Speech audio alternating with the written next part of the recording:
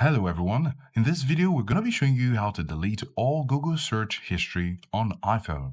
We're going to simply tap on our Safari web browser and we have Google already up here. If you don't, you're just going to go to google.com. So when you have google.com, you're going to tap on your profile icon at the top right corner. And this is going to bring your profile information, and then you're going to select this option here where you have search history. We're going to tap on it.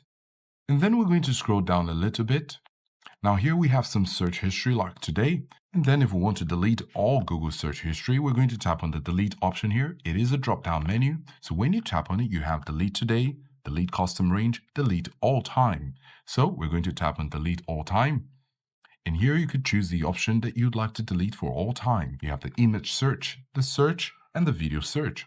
So if you'd like to proceed with that, you're going to click on next. And then it's going to take you to this confirmation page once again, and you're going to click on delete.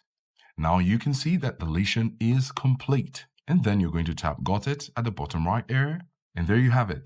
This is how to delete all Google search history on iPhone.